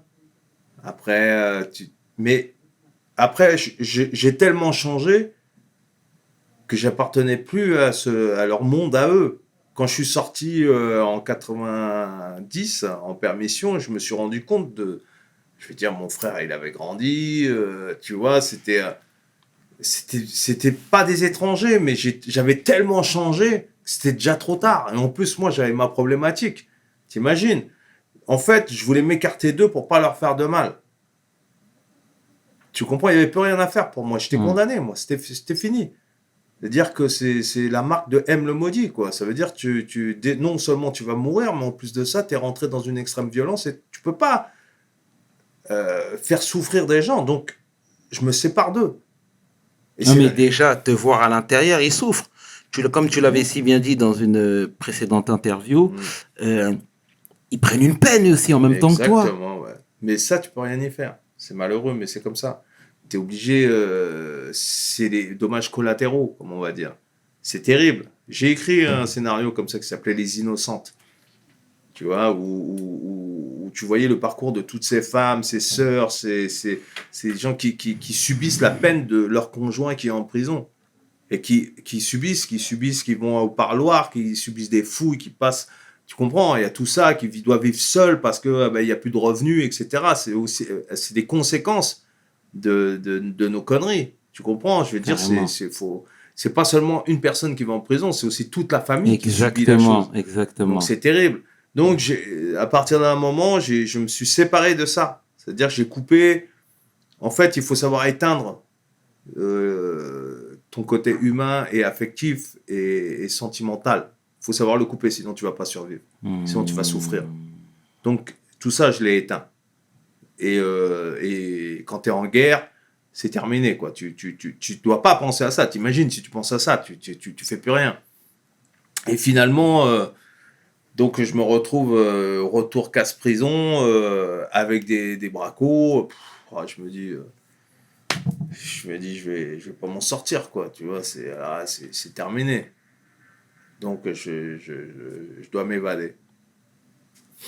Et donc je suis transféré de Bayonne à la prison de Rennes où je fais des quartiers d'isolement. Et ensuite, ils me transfèrent à la maison d'arrêt de Plumeur parce que j'ai fait un braquage dans la région de Bretagne. Tu vois, une banque que j'ai faite. Et je me retrouve là. Et finalement, je me dis, faut que je m'évade à tout prix. C'est en quelle année, ça? Ça, c'est en 94. Et donc, je mets quelques temps, je repère les lieux. Et c'est une prison très sécuritaire, en fait. Hein. moderne, sécuritaire, avec des sas, avec vraiment, c'est une prison moderne, toute neuve. Et je me dis, ça va être dur de partir. Donc, je cherche un moyen pour pouvoir m'évader. Et alors, j'ai encore quelques connaissances à l'extérieur, tout ça. Donc, je me dis, je peux avoir un appui pour fabriquer une évasion. Mais cette fois, une évasion à la dure. C'est-à-dire qu'on va y aller, là. Tu vois, ça veut dire que je vais essayer de passer le mur ou machin, même quitte à mourir. Je veux dire, il y a une phrase qui dit sois libre ou meurs en essayant. Sois libre ou meurs en essayant. Mais jamais à genoux. Jamais je vais accepter. Alors, mais je préfère mourir sur le mur plutôt que d'accepter de rester en cellule toute ma vie ou mourir comme ça. C'est un choix. C'est mon choix. Il est peut-être pas respectable, c'est comme ça. C'est le mien. Et donc, je décide de m'évader, mais de façon plus violente. À la dure. À la dure. Donc, un jour, voilà, je suis en cellule comme ça. Et tu sais, ils viennent ils font des rondes toutes les nuits. Et ils allument la lumière pour voir si tu es dans la cellule. Voilà, c'est les rondes, toutes les 2 heures, etc. Voilà. Et un jour, tac, il passe. La lumière, elle s'allume pas. Ouais, tac. 10 minutes après, je suis dans le lit comme ça et je vois la porte qui s'ouvre. Avec 2-3 matons et un escabeau. Ils rentrent dans la cellule, ils installent l'escabeau, ils montent, ils virent le truc de la lampe et ils changent l'ampoule. Je dis, vous faites quoi là? Qu'est-ce qui se passe? Je dis, ah, vous avez plus de lumière pour les raisons de sécurité, on change l'ampoule pour qu'on puisse vous voir et tout la nuit, etc. Et tac, et je vois la porte, elle est ouverte. Et je vois le maton, le gradé qui a la clé. Ok, super. Mais moi, dans ma tête, je me dis, là, c'est la faille. Faut pas passer par les murs, les machins, les trucs où tu vas te faire allumer, tu vas te faire flinguer. Et je vais passer comme ça. Et là, ça devient une obsession. Et j'observe. Non. Et je fais un deuxième truc comme ça. Mais il me faut un client avec moi, parce que, si tu veux, ils mettent pas 2 procédures d'assises ensemble. Ils mettent un mec une petite peine et une procédure plus chaude avec lui. Ils veulent pas que rassembler 2 mecs dangereux ensemble dans la même cellule. Donc, il faut que je fasse venir quelqu'un qui puisse s'évader avec moi. Parce que si je fais une tentative d'évasion, le mec qui est avec moi, peut-être il va me balancer, peut-être il va flipper. Le mec, il a 6 mois à faire, il va pas vouloir partir. Donc, il faut que quelqu'un soit motivé avec moi. Et donc, je vais en promenade, je cherche, et je tombe sur un mec, un Marseillais, virulent, qui a fait tentative d'évasion, qui a fait braco. Le mec profile exactement comme je veux. Et je vais le voir direct. Je dis, écoute, voilà, tu veux partir ou pas? Il me dit, ouais, moi, il n'y a pas de problème, je pars. Et je vois, si tu veux, tu vois, tu as plein de candidats à l'évasion dans les prisons, mais dans la tête, ça veut dire qu'au pied du mur, c'est fini. L'évasion, c'est une philosophie pour moi, vraiment. Et donc, je le vois, et je vois le mec, il est solide. Je dis, écoute, voilà, je vais tout faire pour que tu sois avec moi en cellule. Parce qu'il faut qu'on soit ensemble dans la cellule pour pouvoir partir. Sinon, on ne pourra pas. J'ai besoin de quelqu'un avec toi parce que ça va être dur. Donc, alors, je me démerde, je vais voir le surveillant-chef. Et à lui, je lui dis, fais le dingue, fais le fou, tu menaces tout le monde, tu menaces les matons. Et ils avaient peur de lui. Et ça, c'est mon arme de guerre. Ils avaient super peur de lui. Parce que c'est que de la psychologie, tu vois. Et donc, il se retrouve à les faire flipper, à les menacer. Tu sais, il est très tendu. Et moi, pendant ce temps-là, je vais voir le surveillant-chef. Et je dis, voilà, il y a un tel, vous avez vu, il est ingérable et tout. Écoutez, moi, ce que je vous conseille, c'est de le mettre avec moi en cellule. Vous le mettez avec moi en cellule, et moi, je vais le calmer. Je suis le seul qui puisse le calmer. Le mec, il me dit, ah non, pas question, vous rigolez ou quoi? Non, mais... non, je vous mets pas ensemble en cellule, là. Non, vous, 2 profils comme vous, là, mais c'est impossible. Non, mais laissez tomber. Je dis, ok, comme tu veux. Et lui, il pousse, il met la pression, il met encore plus la pression, il met encore plus la pression. Il me rappelle. Il me dit, bon, ouais, c'est vrai, il est ingérable et tout, mais écoutez, vous voulez vraiment, s'il est avec vous en cellule et tout, vous nous prévenez, vous nous dites et tout. Je dis, bien sûr. Mais avec plaisir, mais bien sûr, je vous préviens. Déjà, je vais le calmer, mais en plus, s'il se passe quelque chose, ne vous inquiétez pas, je vais tout vous dire. Pas de problème. Oh, le mec, il est monté en l'air. Il a dit, bon, j'en parle à la direction et on verra. Une semaine après, mon pote, il rentre dans la cellule avec moi. Et écoute-moi bien. Et là, on prépare le truc. Et je dis, puisqu'ils veulent nous faire mourir dans la prison, je vais prendre cette date symbolique de l'abolition de la peine de mort. Je fais rentrer le matériel, fumigène, armes, etc. Je te dis pas comment j'ai fait. J'ai jamais dit comment j'ai fait. Et ils le sauront jamais, ça c'est mon trésor. Hein, ils le sauront jamais comment j'ai fait rentrer le matériel. Et là, on tape l'opération. Casse l'ampoule, et on attend. On est prêt, on est habillé, on s'est entraîné physiquement. Parce que ça va être dur, là, on va être dans le chaud. On va être dans le dur. Et si ça loupe, on se fait massacrer. Donc, mais c'est un choix. Et là, on les entend arriver comme ça. Ils mettent la clé. Et tu regardes le clip de Grand Corps Malade, le bout du tunnel, tu as la scène complète de l'évasion, de l'ouverture de la porte, de la prise d'otage jusqu'à la sortie. D'accord. Et j'ai fait le clip avec Grand Corps Malade sur mon histoire. Et dedans, tu as ce truc. Et bref, ils ouvrent la porte. On défonce la porte. Je me tape avec les 2 matons. Bref, c'est l'alarme, bing, elle sonne. Et oui. Et voilà, on est en guerre. Et mon pote, il réussit à prendre le gradé, prise en otage avec le calibre. Il a les clés, mais les matons, ils sont là. C'est la guerre, hein, tu vois, faut y aller, quoi. Et on passe de sas en sas, prise d'otage, les fumigènes. Écoute-moi bien, c'est le why. Mais ils sont tellement surpris de la violence du truc. Mais c'est ça, si tu veux, c'est comme les biches pris dans des phares. Le temps qu'ils comprennent, nous, on est déjà loin. C'est-à-dire il y a un temps de sidération, et c'est ce temps de sidération qui nous permet d'avancer. Si tu les laisses réfléchir, ils vont te sauter dessus et c'est terminé. Donc, bing, bing, bing, bing, on avance, on fait les sas. Premier sas, le mec, il ouvre, il est en panique. Et ensuite, deuxième sas, et on passe par les trucs, et on arrive à la grande porte. Il ouvre le sas et il me laisse rentrer, je rentre en premier. L'autre était en train d'appeler les condés, je la prends, je la jette en l'air, le téléphone, je le coupe, et je dis, la grande porte. Et je vois un pupitre comme ça, bouton vert, bouton rouge. Et j'appuie sur le bouton vert comme ça. C'est moi qui appuie. C'est moi qui ouvre la porte. Clac. Et tu vois la grande porte de la prison qui s'ouvre comme ça.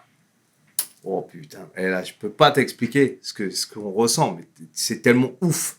Parce que tu bats pour ta liberté. Tu comprends ? Il y a rien de plus pur que quelqu'un qui se bat pour sa liberté. Qui lutte contre l'enfermement et la mort et tout ce que tu veux. Il n'y a pas... Alors, bien, pas bien, je te parle pas de c'est bien ou c'est pas bien, ou il faut pas le faire ou il faut pas le faire. Je te parle de juste le combat que tu es en train de mener. Et là, on sort. Bon, mais il y a un sas, il y a une deuxième porte. Donc, on est obligé de rentrer. Je suis obligé de prendre en otage. Donc, le gradé avec moi, et il y a une voiture. Donc, on monte dans la voiture. Tu as les 2 miradors qui sont en face. Ils peuvent nous allumer comme tu veux, mais je prends une bastos, je meurs. Stop. Tu sens même pas la balle, tu sens même pas la douleur, hein, tu crèves tout de suite, donc j'en ai rien à foutre. Si je dois mourir, je mourrai là. C'est comme ça, c'est un choix. Je préfère ça que de rester crevé en cellule, mourir sur un lit d'hôpital et pas avoir combattu. C'est comme ça. Et ensuite, le mec, tac, je prends en otage, je lui dis, écoute, ouvre la deuxième porte. Parce que si tu veux, on n'a plus accès à l'ouverture des portes. Après, là, dès qu'elle est fermée, on peut rester au milieu, on se fait flinguer. Donc je prends un otage avec moi, on sait jamais, tu vois. C'est pour ça que je le prends en otage, sinon je m'en fous. Si je peux me barrer, je me barre. Et j'entends la porte derrière qui s'ouvre. Clac. La grande porte derrière qui s'ouvre. Et marche arrière, tête à queue sur le parking. Et on est libre. Mais on a combattu pour ça. Et mon pote, il se met à rigoler. Je sais pas pourquoi, tu sais. Et moi, on a des crises de rire. On vient de passer un truc, mais on pleure de rire. Bon, jusqu'au moment où on tombe sur un barrage de flics. Hein, tu vois, on est sur la voie rapide, on est à fond. Et là, on s'évade. On réussit notre évasion. Et on s'arrache, et on tombe sur un barrage, on voit les gyros et tout, ils sont sur la route. Ils viennent d'arriver, en fait. Et mon pote, il me dit, on fait quoi? Et là, je lui dis, bah, tu fonces dedans, mon frère. On s'arrête pas. Je préfère qu'on meure ici. Bon, comment ça s'appelle, le gradé, il a perdu ses moyens. Là. Il commence à gueuler. Je lui dis, bah, écoute, c'est comme ça, mais on va pas s'arrêter, c'est fini. Dire, si on se fait allumer, on se fait allumer. Si on se fait tamponner, on se fait tamponner. Si on doit claquer, on claque. Et on réussit à défoncer le barrage. Et on passe. Et on sort de la voie rapide, parce que la voie rapide, après, ils t'attendent là-bas. On abandonne la voiture, et là commence une cavale. Et là, ce moment extraordinaire, c'est qu'on abandonne la voiture, je lâche l'otage, je l'attache à un poteau quelque part, et on est dans la nuit. Et tu sais, en prison, tu vois pas les étoiles. Tu sens pas le vent, t'as pas d'arbre, t'as rien. C'est minéral, c'est du béton, c'est de l'acier, c'est des barreaux. Et là, je suis en train de marcher sur une route, dans la campagne, comme ça, et je lève les yeux comme ça, et je vois la voûte céleste. Et je viens de combattre pour ma liberté, et c'est extraordinaire. Et je vois mon pote en train d'embrasser les arbres. Je lui dis, mais qu'est-ce que t'es en train de foutre? Mais ça fait 15 ans que j'ai pas vu un arbre. Et il a embrassé les...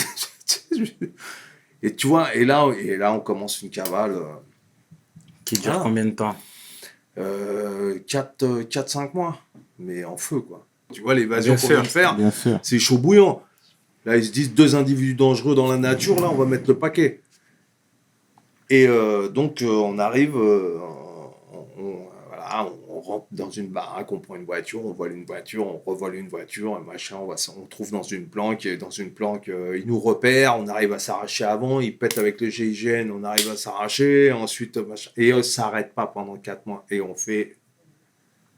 braco sur braco, et on explose, mais ils sont toujours derrière nous, c'est toujours la pression. Jusqu'au jour où ils nous retrouvent, et on se retrouve encerclés dans une ferme. Tu vois, j'allais taper un braco et ils débarquent. Ils arrivent. Et là, c'est le raid. Ils nous encerclent. Ils sont sur les toits. Ils sont partout. Et voilà, quoi. On est morts. Et là, on se retrouve... Alors, il y a un choix à faire. Ou tu prends les armes et tu les affrontes et tu meurs. Et tu fais un suicide cop. Tu vois. Tu te dis, voilà, j'arrête et tout.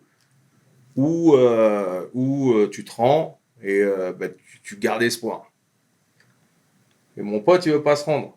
Et moi, je me dis, tu vois, moi, instinctivement, j'ai toujours de l'espoir.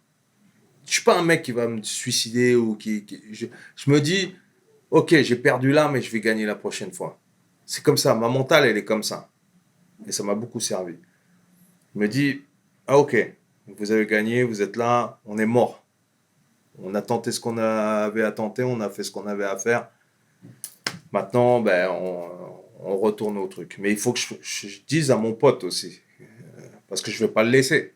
Tu vois, c'est quand même un frère d'évasion. Je vais pas le laisser sortir, se faire allumer, et puis moi, je reste tranquille. Je dis, si tu sors avec les armes, je sors avec toi. Et je te le dis tout de suite. Parce que lui, il ne se rendait pas compte à qui il avait affaire. Je dis, eux... Tu les toucheras même pas. Et il faut qu'on essaye de prendre la voiture, il faut qu'on s'arrache. Je dis, écoute, c'est mort. Eux, c'est des spécialistes. C'est terminé. Ils sont là. Quand ils sont là, c'est fini. Et ils ont tout sécurisé. Tu peux essayer tout ce que tu veux. Tu vas tirer, tu vas les allumer. Ils vont t'allumer. Tu seras cloué au mur. Alors, tu choisis. Ou ça, ou ça. Ou la vie, ou la mort. Mais je te laisserai pas. Je peux pas te laisser. Tu vois. Et il prend le calibre, il le pose comme ça. Il dit, putain, tu vois, dégoûté. Et moi aussi, je suis dégoûté. Voilà, mais tu fais quoi? Si tu veux mourir, tu y vas. Et voilà, et on se rend, et terminé. Placard. Retour en enfer. Mais cette fois, le degré de dangerosité, il a augmenté. Bien sûr. T'imagines? Donc là, quartier d'isolement. Total. Retour à la case prison. Et surtout, la grosse punition, là, c'est la sanction. La sombre est le moment. Là, on arrive, quartier d'isolement. Et ça, tu sais pas quand tu rentres. Enfin, tu sais quand tu rentres, tu sais pas quand tu sors. Donc, ils nous placent en quartier d'isolement. Donc, tu as un statut qui s'appelle le statut DPS, détenu particulièrement surveillé. Donc, rotation tous les 3 mois, transfert tous les 3 mois. Quartier d'isolement total. 50 quartiers d'isolement total sans voir personne. Ah ouais. Donc, tu deviens dingue. Tu deviens fou, tu vois. Donc, et en plus de ça, et là, je tombe malade. Vraiment, ça veut dire que je vais crever et tout, vraiment. Tu vois, pneumocystose, etc. Enfin bon, bref, la totale. Je tombe dans le coma, je pèse 40 kilos. C'est la Ah ouais. fin, mon frère. C'est la fin des haricots. Et je suis en quartier d'isolement. Il n'y a pas d'infirmière ou de psychologue qui viennent te remonter le moral. Et là, je me dis, allez, c'est terminé, quoi, c'est fini. T'as vu, je suis mort plusieurs fois, là, hein, je te signale. C'est dingue. Et donc, je suis au quartier d'isolement de Nantes. Et là, j'en peux plus, je pisse du sang, machin, et je tombe dans le coma. Et ils viennent, ils voient ça, tu sais, donc ils veulent plus la responsabilité. Ils disent, oh putain, on appelle, ils appellent une ambulance et tout. Et je suis transféré, presque à moitié mort, à l'hôpital de Nantes. Tu vois, dans une chambre sécurisée, comme ils disent, tu vois, avec des flics, des machins et tout. Et on est en 96. Et voilà, c'est la fin, hein, tu vois, la maladie et tout. C'est bon, t'as plus de défense immunitaire, zéro défense immunitaire. Hey, c'est terminé, moins de grippe, moins de trucs. Et là, j'ai une pneumonie fulgurante qui me tue les poumons. Là, je peux plus respirer. Enfin, c'est la fin. Et je suis donc à l'hôpital sous perf et tout, machin. Il vide mes poumons avec un tuyau, tu vois. Enfin, bref. Et bon, tu sais, je me dis, hey, j'ai tout tenté, j'ai essayé, voilà, bah, la fin de ma vie, c'est ça, quoi. Et mais c'est jamais la fin. Bien. Bien. Jamais. Donc, je me retrouve à l'hôpital, c'est hyper dur, machin. Ah, ils me rétablissent, et donc, ils me nettoient les poumons, tout ça, etc. Et ils me ramènent au quartier d'isolement. Donc, ils me donnent du Bactrim, enfin, des antibiotiques puissants pour essayer de... Et là, miracle, il y a comment ça s'appelle, les trithérapies qui arrivent en 96. Les premières. Personne ne sait ce que c'est des nouveaux médicaments et tout, etc. Et j'ai un traitement comme ça. Paf, et je commence à prendre le traitement. Mais ils ne me sortent pas du quartier d'isolement, hein. Même malade, même en train de crever, ils n'en ont rien à foutre. C'est pour te dire à qui tu as affaire dans le système. Mes potes, même des potes qui sont en détention, ils disent, mais alors, vous avez vu dans l'état qu'il est, mais vous n'allez pas le laisser en quartier d'isolement. C'est pas fait pour soigner le quartier d'isolement. C'est pas un hôpital. C'est trop dur. Non, pas de quartier, pas de quartier détention normal ou de réconfort ou de quoi que ce soit. Ouais, il y a les trithérapies et je commence à prendre la trithérapie. Et ça fonctionne. Et pendant que je suis en quartier d'isolement pendant encore 4 ans, c'est long 4 ans. Quartier d'isolement tout seul, sans voir personne. C'est clair. Faire des promenades sur les toits ou en bas, toujours tout seul. Les matons ne parlent pas avec toi, moi je ne parle pas avec les matons. Tu dois... En fait, on me demande souvent, mais comment t'es pas devenu fou? Mais j'ai dit, j'étais déjà fou. Donc, et en fait, c'est pas de la folie, c'est de la résistance. Tu vois, tu dois garder le contrôle. Et je me suis mis à lire beaucoup. M'inspirer, rentrer dans les bouquins. Lire. Parce que je voulais comprendre en même temps pourquoi j'en étais arrivé à l'article de la mort comme ça et avoir eu une vie comme ça. Et il fallait se remettre en question un peu. Et c'est là où on arrive, tu vois, dans la lumière. C'est pour ça que j'enlève mes lunettes. Tu vois. Et là, tu comprends mentalement qu'il faut se remettre en question, qu'il faut se poser des questions. Pourquoi j'ai fait ça? Pourquoi j'ai fait ces bracos? Pourquoi j'ai une vie aussi violente? Mais pourquoi? À quoi ça rime? Parce que quand tu es à l'article de la mort et que tu te dis, voilà, c'est tout ce que je laisse comme passage dans la vie, c'est ça que je laisse. C'est-à-dire des braquages, des violences, des machins, des trucs.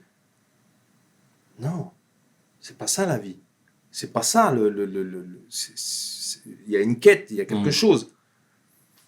Et j'ai commencé à lire, mais j'étais toujours enfermé, bloqué. Et donc il a fallu...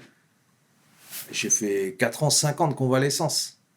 C'était dur. Parce qu'il faut prendre les médicaments, il fallait reconstituer son immunité. Toujours dans des conditions hyper dures de détention, c'est-à-dire à l'isolement total. Donc il a fallu résister. Et pour ça, les auteurs, la lecture, et j'ai commencé à écrire aussi. Pour laisser une trace, si jamais je meurs, au moins expliquer le parcours que j'avais eu, pourquoi, comment, etc. Essayer d'analyser le truc, se remettre en question. Et j'ai commencé à lire. Tu lis Camus, La Peste, je sais pas moi, tu rentres dans les trucs, Jack London ou n'importe quoi, et tu rentres et tu ressens les choses tellement puissamment. Et ce sont des mots, et tout est esprit en fait. Et ça génère quelque chose dans ton esprit qui fait physiquement même que tu as une puissance comme ça. Et je passe des années à faire ça, à lire, à apprendre, à écrire. Et dans les années 2000, je sors de l'isolement et j'arrive à la santé. Et entre-temps, je rencontre puisque j'avais plus de visite de parloir, j'avais plus rien, moi c'était fini.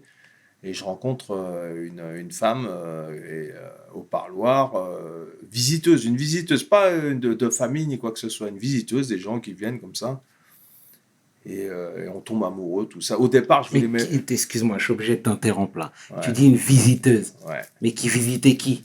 Les prisonniers. D'accord. Ouais. D'accord. Tu vois? Parce que apparemment, il y a certains prisonniers qui ont la côte avec la jante féminine. C'est-à-dire laquelle jante féminine? Comment? À l'extérieur. À l'extérieur, dehors, ouais. Ouais, ça arrive, bien sûr. D'accord. Mais là, j'avais pas de truc. Là, je vois une visiteuse de prison dont il y a des associations comme ça qui visitent des gens en prison pour les aider, etc. Et je rencontre ma future femme, en fait, qui, au départ, je voulais préparer une évasion. Hein, je te le dis franchement, je lui ai dit d'ailleurs. Je vois qu'il y a moyen de faire rentrer du matos avec elle et tout. Et après, je me suis rendu compte que ça allait la mettre dans la merde, tu vois. Parce que moi, je suis toujours dans un délire d'évasion. Hein. D'ailleurs, je fais une tentative d'évasion à la cour d'assises de Metz. Prise d'otage. Je prends 2 ans et demi pour ça. Hein. Et je rencontre cette femme. Et ça se passe bien. Je sors de l'isolement en 2000-2001. Et je rencontre un prof de philo de Paris 7 ici. Là. Et il a une section qui s'appelle la section des étudiants empêchés. C'est la seule université de France, Paris 7, qui a une section pour les prisonniers. À la santé, et ils ont une antenne à la santé à Poissy. Et il fait des conférences. Donc on rencontre plein de gens, tu vois, des Hubert Grive, plein de gens. Et on apprend des choses. Et moi, je suis toujours dans la lecture et tout. Et j'ai commencé à faire un manuscrit sur toute la période de mon histoire. Et je rencontre ce prof qui s'appelle François Chouquet, qui est mort il y a quelques mois d'ailleurs d'un cancer, mais un homme exceptionnel. Un prof de philo. Et je lui dis, voilà, je voudrais participer à vos cours et j'aimerais apprendre parce que je sens que l'écriture est une arme. Une façon d'exprimer les choses qui me manquaient. Moi, je fonctionnais qu'à la violence. Et en fait, elle se retourne contre toi. Et là, je voulais exprimer des choses et je me suis rendu compte qu'avec les écrits, on pouvait aller très très loin. Ce que moi, j'avais ressenti dans les quartiers d'isolement, alors j'étais seul pendant des années, je me suis rendu compte qu'un bouquin, ça pouvait t'emmener au bout du monde. Tu vois, c'était fou. Et je lui explique tout ça et il me dit, tu sais, Laurent, les mots sont plus forts que les armes. Et dans ma tête, je dis, ouais, bon, c'est un philo, quoi, tu vois, c'est un philosophe et tout ça. Mais, tu vois, je me dis, c'est vrai que les mots ont une certaine puissance, la culture a une certaine puissance. Et c'est là où on arrive vers la lumière. Tu peux être n'importe où dans le monde, tu peux être dans la merde où tu veux, mais la culture, l'art et la culture, c'est ça qui va mais on ne le sait pas, tu vois, on ne l'appréhende pas parce qu'on ne l'a pas appris. Et je commence à faire des études pour me remettre à niveau et je voudrais passer le DAU pour rentrer à l'université et commencer une licence de lettres. D'accord ? Mais tout ça, ça met du temps parce que moi, entre-temps, je suis transféré, je suis jugé. Tu sais, moi, j'ai tous les bracos, tous les machins. Là, j'en peux plus. Tu vois, je prends des années. Mais je me dis, c'est la seule solution pour pouvoir sortir pour pouvoir m'évader du statut dans lequel on m'a enfermé et que je me suis enfermé, de bandits, de mecs dangereux, etc., etc. Chose qu'au fin fond de moi-même, je ne suis pas. Mais socialement, je le suis. C'est comme ça. Malgré moi, c'est comme ça. Voilà. Mais j'ai commis des actions. Je veux dire, c'est pas, voilà, hein, c'est la réalité. Et donc, je continue, j'étudie, je rentre dans un truc comme ça, et ça m'apporte, ça me nourrit. Et plus j'écris, plus je me libère. Et je me libère de plein de choses. Tu comprends ? Et bref, et je continue ça. Mais je suis transféré. Après, je suis transféré en centrale sécuritaire. Puisque j'ai une peine, je suis condamné, j'ai des années, mais à non plus finir. Je te dis, je suis en 2040.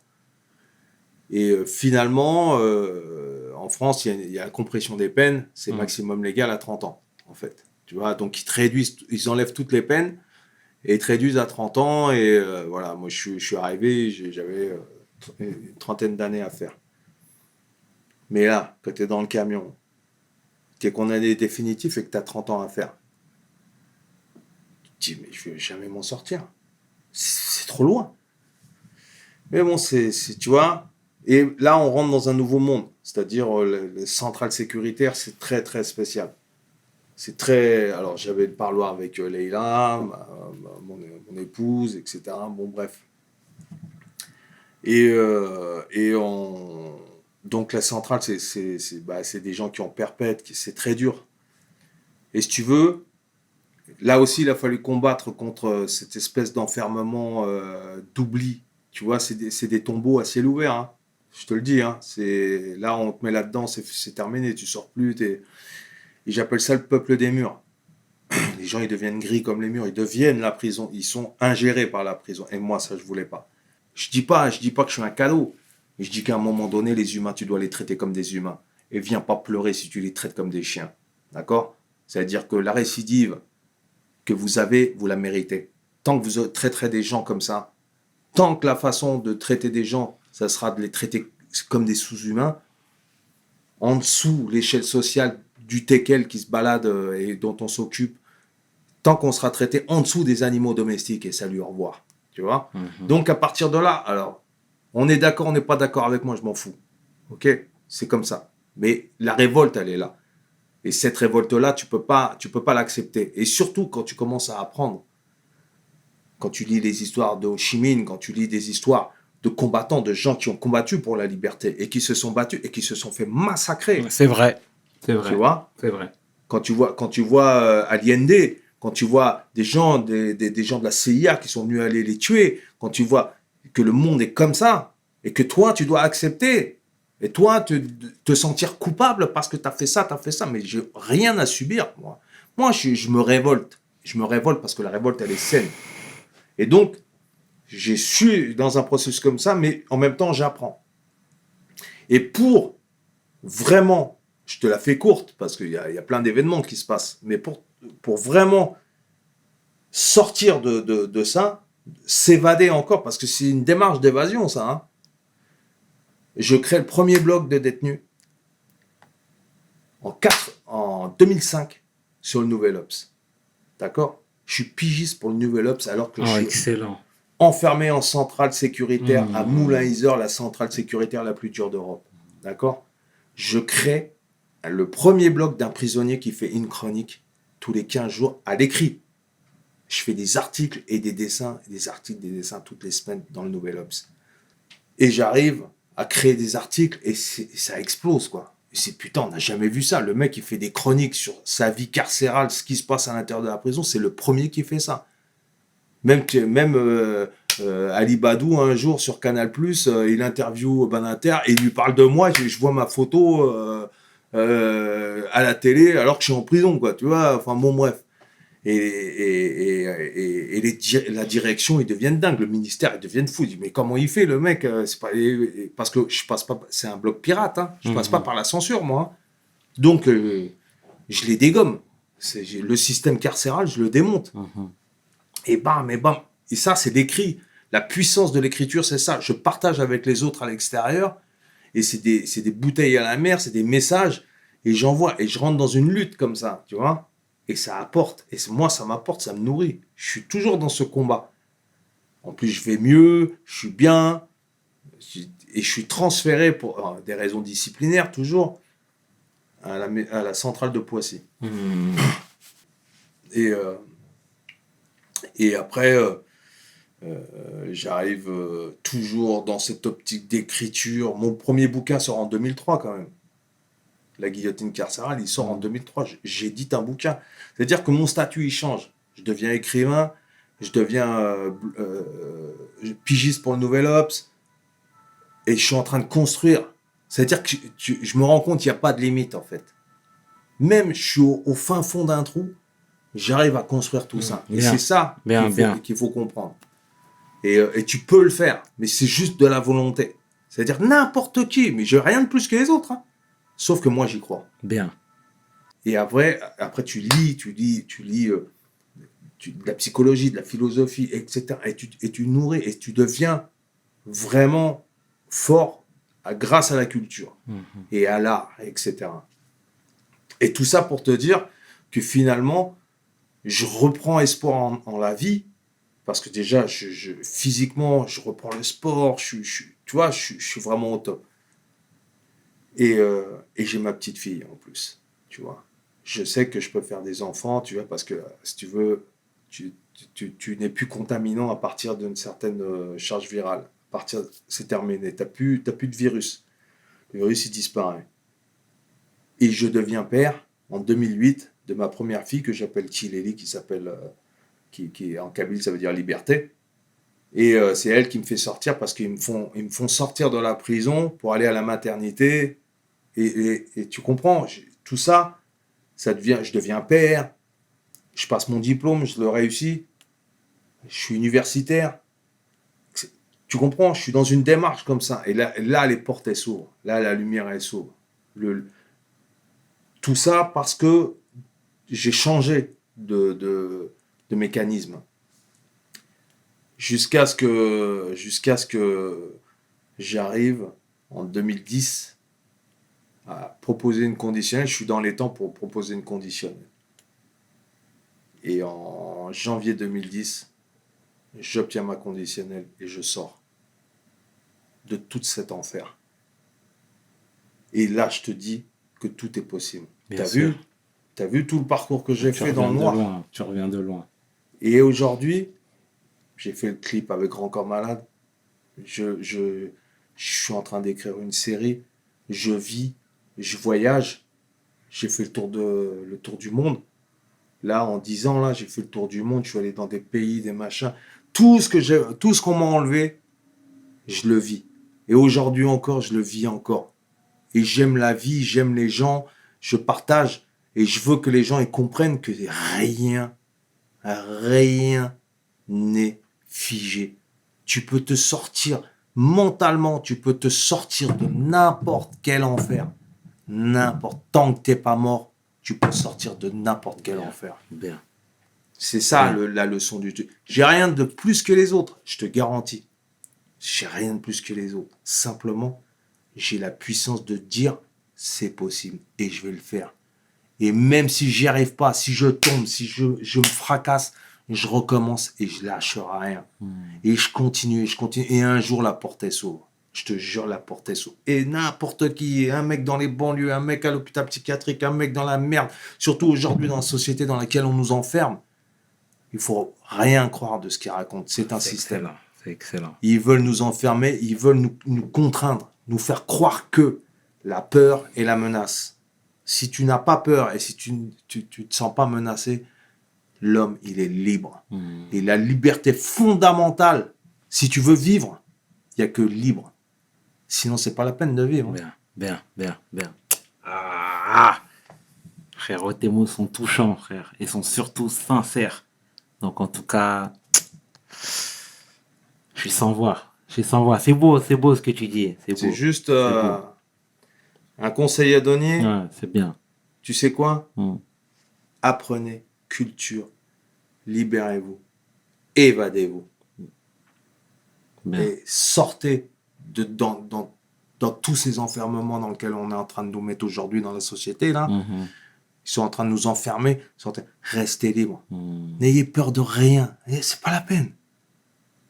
Mm. Soyez libres. D'accord. Évadez-vous. Et on y arrive. Dans la musique, dans la culture, dans tout ce que tu veux. Tout Bien. ce que tu veux. Le chant, il est libre. Bien. Aucune limite. Je te le dis, aucune limite. Il n'y en a Bien. pas. Sauf celle qu'on t'impose. Et tu peux passer le mur, crois-moi. Non, mais en tout cas, franchement, merci pour ces paroles, hein, Laurent. Franchement, c'est... Nous, on a un jargon ici, on dit c'est deep. Ça veut dire c'est sincère, c'est profond. Et franchement, merci.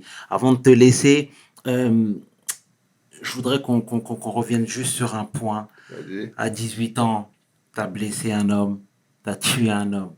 Est-ce que ça, tu regrettes ça? Ouais, bien sûr. C'est une chose que j'aurais aimé ne pas avoir fait. Mhm. Maintenant, et j'accepte, c'est comme ça, j'accepte le truc. Maintenant, rien ne justifie Mhm. la mort de quelqu'un et rien, absolument rien. Et Donc, ouais, évidemment, évidemment, je regrette.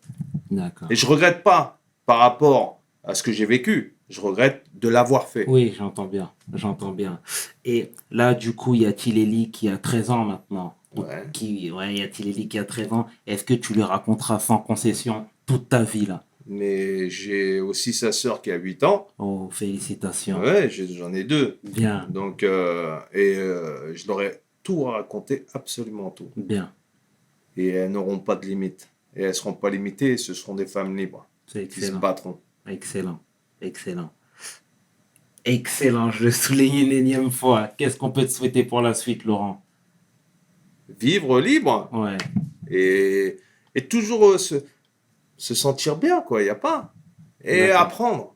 On apprend tous les jours. Bien. Tout va bien, quoi. Et la vie, elle est belle. La vie est belle comme un prisonnier qui s'évade. comme le tatou. Exactement. Et tu sais, ça, c'est une phrase que j'ai lue en sortant de prison et je l'ai vue Ouais. sur un pont, comme ça, en face de la mer. Non, en tout cas, c'est très beau, très juste tout ce que tu as dit, Laurent. Encore une fois, au nom de toute l'équipe de We Hustle, nous te remercions d'avoir fait le déplacement, d'être venu, de nous avoir parlé, raconté ton histoire. Franchement, de nous avoir conscientisé, de nous avoir stimulé, boosté. Tu t'en rends peut-être pas compte, mais tu nous fais du bien. Tu nous fais du bien. Il faut Et t'es la partager. t'es la preuve vivante que rien n'est impossible. Rien n'est impossible et il faut partager. Il faut partager. T'as raison. Et c'est ce qu'on essaie de faire à travers We Hustle. Super. Voilà. En tout cas, c'est cool. C'était 500 avec l'homme que l'on nomme Laurent Jacquat pour We Hustle. Mes paroles valent Peace. We hustle, baby.